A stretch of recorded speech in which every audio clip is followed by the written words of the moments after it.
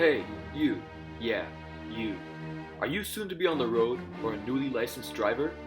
If your answer is yes, then I welcome you to stay for the most mind-blowing safety video of your entire life. This video will dive deep into the primary safety precautions required to become a safe and responsible driver.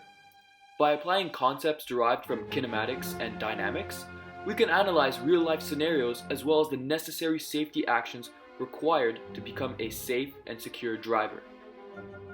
To better understand these concepts, I will be making use of the 3 laws of motion by none other than this guy. Now, I know what you're probably thinking right now. How the heck is some curly-headed girl from the 1600s going to help me stay safe on the road? Well, ladies and gentlemen, fasten your seatbelts because Isaac Newton's first law of inertia is up first. Newton's first law of motion states that a body in motion will continue moving in the same speed as well as in the same direction, and it will continue doing so until it is acted upon by an external force. In the absence of an external force, a body in motion will maintain the state of motion or will continue being in its state of rest. In this example, we can see that the car is being acted upon by the external force of friction. Friction is one of many external forces we encounter in our day-to-day lives. If all external forces were to be ignored, the car would be left at a constant perpetuate velocity. This law is normally referred to as the law of inertia. Best exemplified when driving cars, inertia is most commonly experienced while driving at an increased or decreased acceleration. However, you must be very wary as it is one of the most common causes of various transportation injuries. For example, let us consider 2 separate scenarios. A car accidentally collides with a stationary wall. When the car collides with a wall, an external or unbalanced force acts onto the mass, which leads to the car being abruptly decelerated to rest. Additionally, the passengers inside the car are decelerated and similarly brought to rest. Now, let us consider the second scenario. In similar fashion, a car accidentally collides with a stationary wall and leads to an abrupt stop. The car's state of motion does not share the same state of motion as the passengers inside. Without anything to restrain the passengers to the vehicle's state of motion, they will simply continue their own state of motion and, well, you know the rest. Now that we've analyzed both scenarios, what factors do you believe had an impact on the resulting inertia between both passengers? I already gave you a hint. I'll give you a couple seconds to think.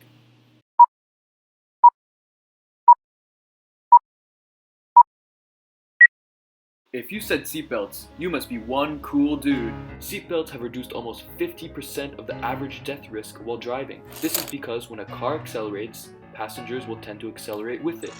So using seatbelts ensures that there are necessary forces to accelerate or decelerate motion for the passengers. Second law. Newton's second law states that the acceleration is directly related to the force and mass of any given object. Thus, acceleration of a vehicle depends on the mass and force exerted towards movement or acceleration. The acceleration of an object depends directly upon the net force acting upon the object, and inversely upon the mass of the object. As the mass acting upon the object is increased, the force needed to accelerate the vehicle is also increased. Let's make an example. One night, your car decides to break down and stall. The force needed to move the car forward would need to be greater than the car's mass times its acceleration. You and your friends would need to push the car with enough force to overcome the total net force of the vehicle to provide any acceleration. This could be easily calculated with the simple equation F equals ma. F being the resultant force, m being the mass, and a being the acceleration you're looking for. The third law of motion. The third law of motion states that if a body exerts a force on a second body, the second body exerts a force that is equal in magnitude and opposite in direction to the first force. For every action, there is always an equal reaction force, so no force can occur by itself. This means that if you ever get sucker punched in the face, that you just as equally sucker punched his fist with your face. So you don't have to feel bad about getting punched anymore. Kinda. This concept can also be related to cars. The compound selected for winter tires is much softer at cold temperatures, keeping it pliable, allowing it to bend and conform to the road. Aside from the compound, there are several factors that make winter tires a top choice for traction under colder climates. These include thread depth, sipes, and studs. High thread depth allows for maintaining contact while driving through water or slush, and it also helps to pack in snow. Snow-on-snow traction is actually pretty good, so packed in snow in a tire helps while traveling on a surface of snow. Sipes. Sipes are small cuts in the tire thread blocks.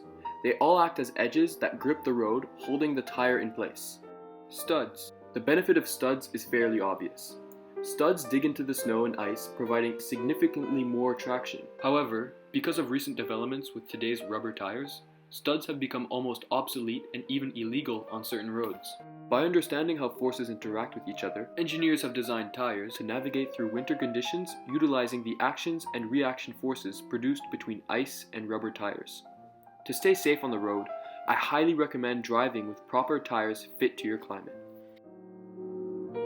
Sir Isaac Newton opened our eyes to our own reality, giving us a clear understanding of the forces surrounding our daily lives. Our universe consists of these primary forces, and countless examples could be made. Nonetheless, I find this last video clip to flawlessly summarize the 3 laws of motion and my inevitable fate with Mr. Brown.